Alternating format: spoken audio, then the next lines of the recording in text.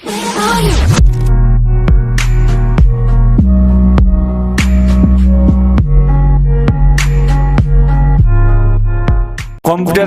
Homeopathy research centre, Mohakhali wireless gate, কেন্দ্রীয় জামে মসজিদের সামনে, গাজী মঞ্জিলের দ্বিতীয় তলা, ঢাকা। আজই যোগাযোগ করুন। আসসালামু আলাইকুম। হ্যালো ভিউয়ার্স, কেমন আছেন? নিশ্চয়ই ভালো আছেন। আমিও আল্লাহ সুবহানাহু ওয়া তাআলার অশেষ রহমতে আলহামদুলিল্লাহ বেশ ভালো আছি। আজকে আপনাদের সামনে একজন ক্রনিক কিডনি ডিজিজ কিভাবে মাত্র 2.5 মাসে সম্পূর্ণ সুস্থ হয় সেটা দেখাবো। অর্থাৎ how to solve chronic kidney disease within 2.5 month. মাত্র 2.5 মাসে একটা ক্রনিক কিডনি ডিজিজ কিভাবে আরোগ্য হয়। শুনতে খুব অবাক লাগবে, কারণ সিকেডি অর্থাৎ ক্রনিক কিডনি ডিজিজ কখনো আরোগ্য হয় না, আমরা এমনটিই জানি। যদি কখনো এটা আরোগ্য হয়, আধুনিক চিকিৎসা বিজ্ঞান বা ডাক্তাররা বা যারা এর ভুক্তভোগী তারা কেউ বিশ্বাস করতে পারবে না। এটাই ম্যাজিক। আমি প্রায়ই বলি যে ম্যাজিক রেজাল্ট অফ হোমিওপ্যাথি। এটা সত্যিই ম্যাজিক, আপনার কাছে অবাক লাগবে। কারণ কি, সারা ওয়ার্ল্ডে যখন সিকেডি অর্থাৎ কিডনি ফেইলর রোগীর কোনো মেডিসিনই আবিষ্কার হয় নাই, সেই অবস্থানে কি করে একটা কিডনি রোগী আরোগ্য হয়? সত্যি স্ট্রেঞ্জ, ভাবার বিষয়। তাহলে বোঝা যাচ্ছে আধুনিক চিকিৎসা বিজ্ঞান যেখানে ব্যর্থ, হোমিওপ্যাথি সেখানে সার্থক। বিজ্ঞানের দূরদৃষ্টি যেখানে পৌঁছাতে পারেনি, সেখানে হোমিওপ্যাথি একটা নতুন আবিষ্কার করে দেখিয়ে দিয়েছে। এরকম অনেক অসম্ভব কাজকে সম্ভব করছে প্রতিনিয়ত হোমিওপ্যাথি। তারপরেও আমাদের সমাজে, আমাদের রাষ্ট্রে হোমিওপ্যাথি অবহেলিত, হোমিওপ্যাথি ডাক্তাররা অবহেলিত। কেন? রাষ্ট্রীয়ভাবে কোনো স্বীকৃতি নেই, সামাজিকভাবে পদমর্যাদা নেই। আমরা যারা হোমিওপ্যাথি ডাক্তারি করি, আমরা নিজ যোগ্যতা বলে, নিজ দক্ষতা বলে, নিজের কাজের জন্য বেঁচে আছি।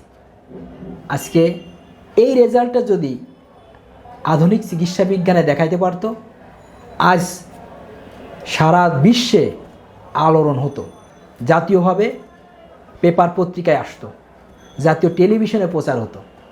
কিন্তু আমরা যারা হোমিওপ্যাথি কোনো এরকম দুরারোগ্য ব্যাধি, ইনকিউরেবল ডিজিজকে যখন কিওর করি, তখন আমাদের নাম কিন্তু ফলাওভাবে প্রকাশ হয় না, জাতীয় পেপার পত্রিকায় আসে না, জাতীয় টেলিভিশনে প্রকাশ হয় না। আসুন দেখে আসি এই রুগীটার কিডনি পয়েন্ট কত ছিল। জিএফআর ক্যালকুলেশনের মাধ্যমে দেখাই দেব যে এই রুগীটার কিডনি কত পার্সেন্ট কাজ করছিল। তো প্রথম 4.92 সিরাম ক্রিয়েটিনাইন এখানে বসাই, তারপরে এজ বসাই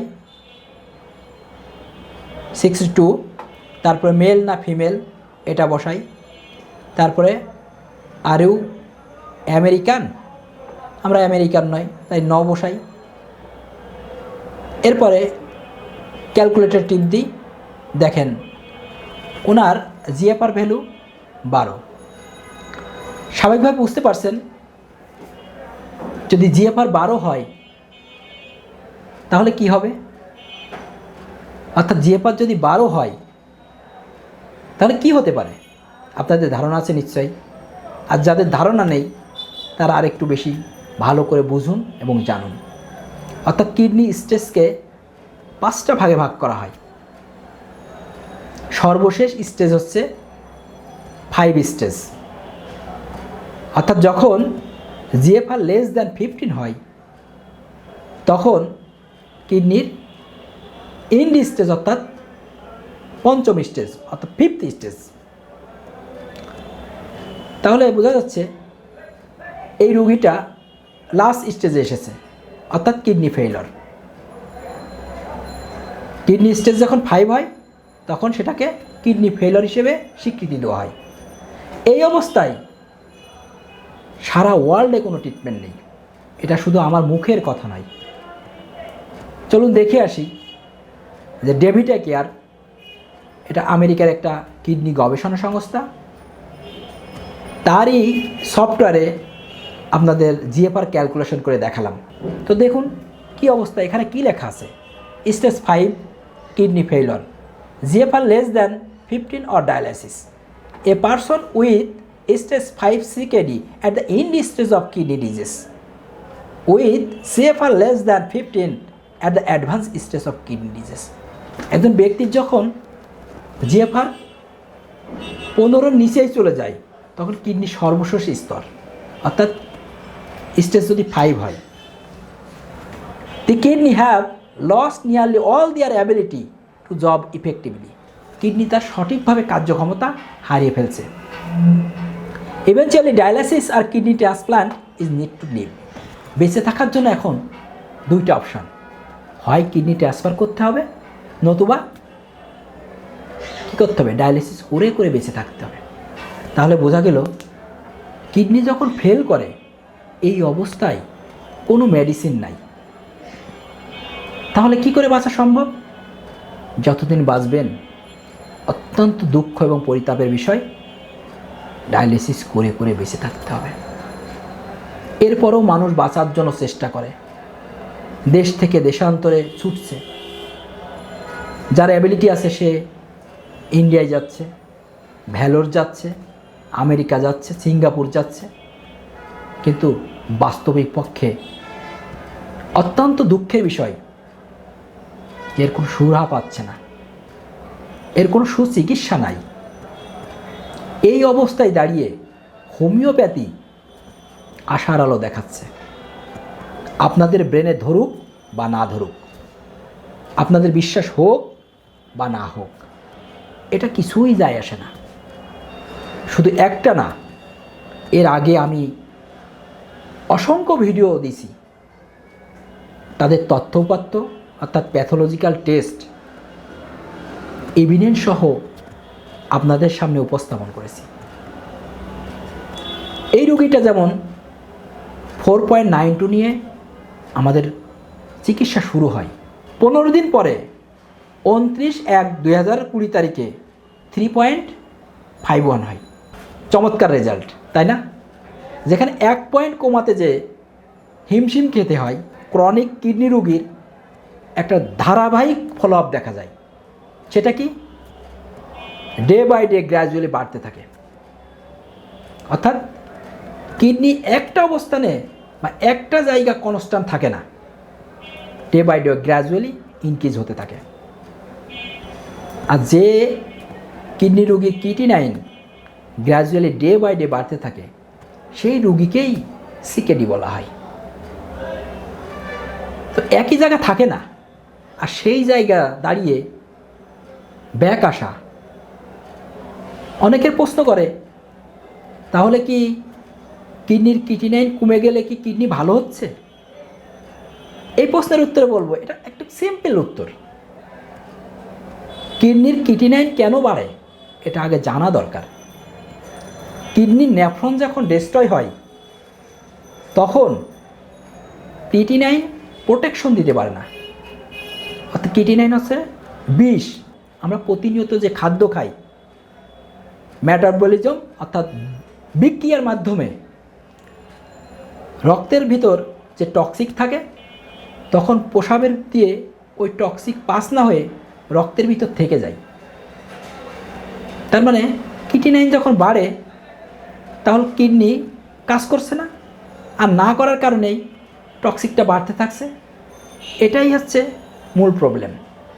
তো যখন কমে আসছে গ্র্যাজুয়ালি, যেখানে বাড়ার কথা ছিল, তাহলে বোঝা যাচ্ছে মেডিসিন দ্বারা কিডনির নেফ্রন ডেভেলপ হচ্ছে, অর্থাৎ যে পরিমাণ কিটিনাইন প্রস্রাব দিয়ে পাস করে দেওয়ার দরকার,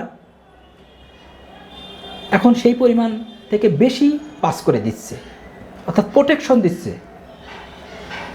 রক্তকে পিউরিফাই করছে।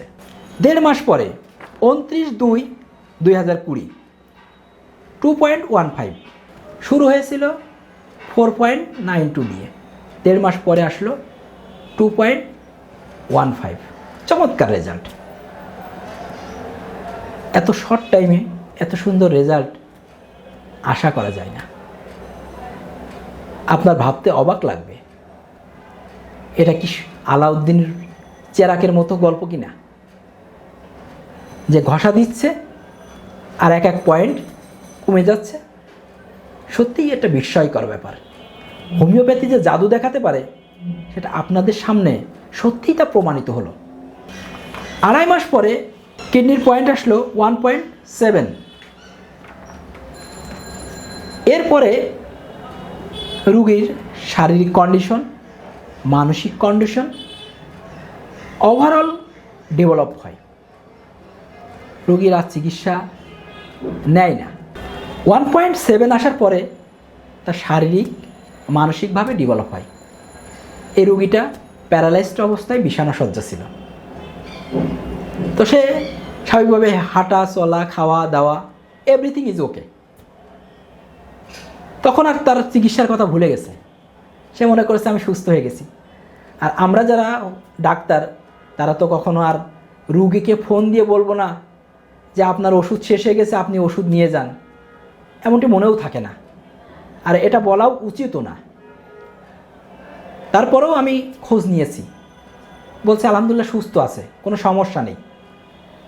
আমি বারংবার তাকে বলছি যে আপনি একটা টেস্ট করে দেখেন, যদি কোনো প্রবলেম থাকে আর একটু মেডিসিন খেলে, যেভাবে এত শর্ট টাইমের ভিতর সুন্দর একটা রেজাল্ট দিল, তা যদি কোনো প্রবলেম থাকে আর একটু মেডিসিন খেলে ওটুকু ক্লিয়ার হয়ে যাবে। তো সে বারবারই আমাকে এক কথা বলছে, সমস্যা নেই, আমার আব্বু খুব সুস্থ আছে। প্রতিনিয়ত আমাদের কাছে প্রশ্ন আসে যে স্যার, যে রুগীগুলো ভালো হচ্ছে সেই রুগীগুলো একটু রিভিউ করেন, অর্থাৎ পুনরায় একটা টেস্ট করে দেখেন যে রুগীগুলো কি কনস্ট্যান্ট ওই জায়গায় আছে যেখানে ভালো করে ছেড়ে দিয়েছিলেন, না আবার পূর্বের অবস্থায় চলে যাচ্ছে কিনা। এর আগেও একটা রিভিউ টেস্ট দিছি, যে রুগীটা সম্পূর্ণ ভালো হয়েছিল, আলহামদুলিল্লাহ 5 মাস পরে আবার টেস্ট করে দেখছি, আলহামদুলিল্লাহ সেখানেই আছে। দেন আমি রুগীর ছেলেটাকে বলি একটা টেস্ট করেন, 1 বছর তো হয়ে গেল, এটা টেস্ট করে দেখা যাক যে আলহামদুলিল্লাহ রুগী কি ভালো আছে নাকি আস্তে আস্তে গ্র্যাজুয়ালি আবার বাড়ছে। আজকে সর্বশেষ যে টেস্ট পেলাম, এই টেস্টটাই কি আসছে 1.63। আজকের টেস্টে আসছে 1.63। তাহলে কি দাঁড়ালো, এখানে কয়েকটা প্রশ্ন এসে যায়। 1 নম্বর প্রশ্ন, হোমিওপ্যাথি কি সত্যিই একটা রোগীকে সম্পূর্ণ আরোগ্য করতে পারে? আলহামদুলিল্লাহ একমাত্র হোমিওপ্যাথিই পারে ক্রনিক কিডনি ডিজিজ অর্থাৎ কিডনি ফেইলর কেসকে আরোগ্য করতে, যেখানে এখন পর্যন্ত সারা ওয়ার্ল্ডে এমন কোনো মেডিসিন আপনি দেখাইতে পারবেন না যে এটা দ্বারা একটা রুগী অন্ততপক্ষে আরোগ্য হয়েছে। অথচ আমি অনেক রুগীকে এ পর্যন্ত আপনাদের সামনে উপস্থাপন করেছি যেগুলো আরোগ্য হচ্ছে, সম্পূর্ণ আরোগ্য হয়েছে, কিছু চিকিৎসা চলছে, টুডে টুমরো এগুলোও আলহামদুলিল্লাহ আরোগ্য হবে।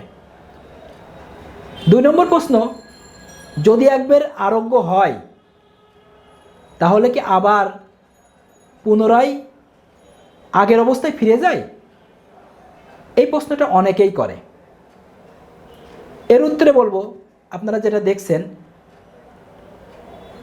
1 বছর আগে রুগীটা আরোগ্য করে ছেড়ে দেওয়া হয়েছে, যদিও একটু সমস্যা ছিল, রুগীও বুঝতে পারে নাই, রুগীর আত্মীয় স্বজনও আমাকে সেইভাবে সাহায্য করে নাই, আর আমরা সেইভাবে রিপোর্ট পাই নাই। স্বাভাবিকভাবে সম্পূর্ণ সুস্থই ধরা হয়েছে। এই সম্পূর্ণ সুস্থ রোগীটা যে অবস্থায় রেখেছিলাম 1 বছর পরে এসে কি হয়েছে, সেই অবস্থার থেকে আরও উন্নত হয়েছে। তার মানে বোঝা গেল হোমিওপ্যাথি মেডিসিন দিয়ে যদি কোনো রোগীকে একবার আরোগ্য করা যায়, পুনরায় সে আগের অবস্থায় ফিরে যায় না, অর্থাৎ সেই ধ্বংসাত্মক অবস্থায় ফিরে যায় না যেখান থেকে আমরা চিকিৎসা শুরু করেছিলাম। তার মানে একবার সম্পূর্ণ আরোগ্য হলে সারা জীবনের জন্যই আরোগ্য। 3 নম্বর প্রশ্ন, হোমিওপ্যাথিতে কোনো রোগ যদি আরোগ্য হয়, বিশেষ করে কিডনি রোগী, কি সারা জীবন মেডিসিন খেয়ে যেতে হবে? অন্য অন্য প্যাথিতে যেমন আপনার একবার চিকিৎসা শুরু হলে ডে বাই ডে বাড়তে থাকে এবং সারা জীবন ওষুধ খেয়ে যেতে হয়, এটাই তাদের পরামর্শ। আর এভাবেই রুগীরা প্রিপার্ড নেয়, তার মানসিকভাবে এভাবেই প্রস্তুতি নেয়। এই জন্য তারা বারংবার এই প্রশ্ন করে, একবার যদি চিকিৎসা শুরু করি আরোগ্য হলেও কি সারা জীবন ওষুধ খেয়ে যেতে হবে? না, সারা জীবন আপনাকে ওষুধ খেয়ে যেতে হবে না। ওষুধ কেন খাবেন? ওষুধ তো খায় মানুষ রোগের জন্য। রোগটা যখন কিওর হবে তখন অবশ্যই আপনি মেডিসিন ছাড়াই চলবেন, এটাই হচ্ছে বাস্তবতা। আবার অনেকে প্রশ্ন করে, স্যার কতদিনে আরোগ্য হবে? অনেকে জেনে করে, অনেকে না বুঝে করে। বিষয়টা এমন যে একটা রোগী 3 বছরের অধিক সময় ধরে আধুনিক চিকিৎসা বিজ্ঞানে চিকিৎসা নিচ্ছে, ডে বাই ডে বাড়ছে, সেখানে কিন্তু একটা দিনের জন্য প্রশ্ন করে নাই যে আমি কতদিনে সুস্থ হব, অথবা প্রশ্ন করলেও তার সদ উত্তর পায় নাই। কারণ এর উত্তর নাই, রোগীটা সুস্থ হবে না। এখন পর্যন্ত কোনো ডাক্তার বলতে পারবে না যে আপনি সম্পূর্ণ সুস্থ হবেন, পূর্বের স্বাস্থ্য অবস্থায় ফিরে যাবেন।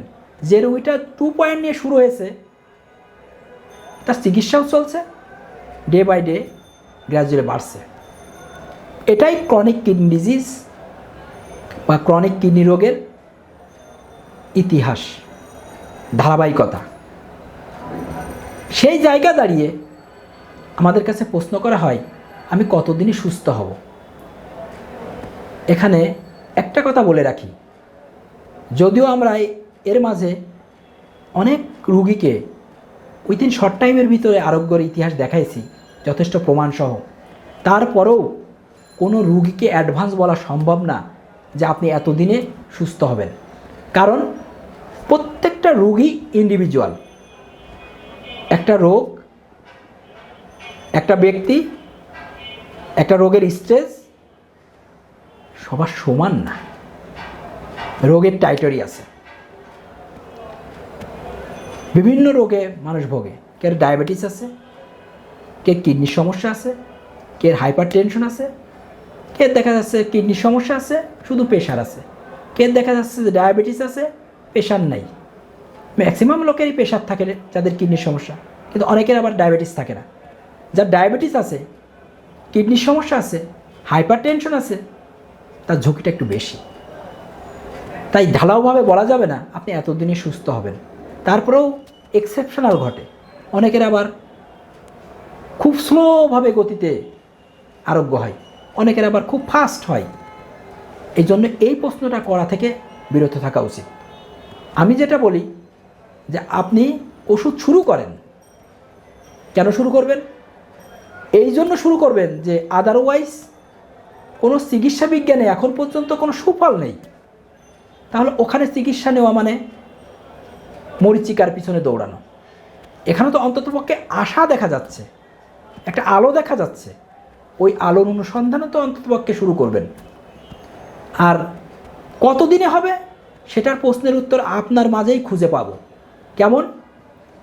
আপনি যখন চিকিৎসা শুরু করবেন তখন 9 দিন পরে আমি টেস্ট করতে বলবো। তো 9 দিন পরে যখন টেস্ট করবেন তখন একটা ইফেক্টিভ রেজাল্ট পাবো। 9 দিন পরে যখন টেস্ট করব তখন একটা ইফেক্টিভ রেজাল্ট পাবো। সেই রেজাল্ট দেখে বলবো যে আপনি কতদিনে আরোগ্য হতে যাচ্ছেন। একটা সামারি বলা যাবে গতি দেখে। এই রোগীটা যেমন যে গতিতে এগোচ্ছিল, দেখেন 2.5 মাসে সম্পূর্ণ সুস্থ, তারপরে 1 বছর পরে আমরা আবার মেজারমেন্ট করলাম, সেটাই পাওয়া গেল। তো ভালো থাকেন, সুস্থ থাকেন, আবার নতুন কোনো বিষয় নিয়ে আপনাদের সামনে হাজির হব। আসসালামু আলাইকুম। কলেজের পর ওয়ারলেসে নামবেন, তারপরে পাশে প্রাইম সুইট, অপোজিটে হোসেন বেকারি অ্যান্ড কনফেকশনারি, একটু পরেই ওরিয়েন্টাল হোটেল অ্যান্ড রেস্টুরেন্ট, অপোজিটে পাবেন নবাবী ভোজ রেস্তোরাঁ, তারপরে একটু সামনে আব্দুল হামিদ দর্জি সরকারি প্রাইমারি স্কুল, ভিতরে দেখেন মহাখালী কেন্দ্রীয় জামে মসজিদ। এরই গেটেই 3টে প্রতিষ্ঠানের একটাই গেট। এই গেটের অপোজিটে পাবেন আবু ওয়াস অ্যান্ড অপটিক্যাল। এর পাশ দিয়ে চলে যাবেন, একটু সামনে যেয়ে বিল্ডিংয়ের 2য় তলায় computerised homeo research centre, computerised homeopathy research centre এটা পাবেন। পাশেই আপনার ডান পাশে এই দেখেন দরজা, কম্পিউটারাইজড হোমিওপ্যাথি রিসার্চ সেন্টার।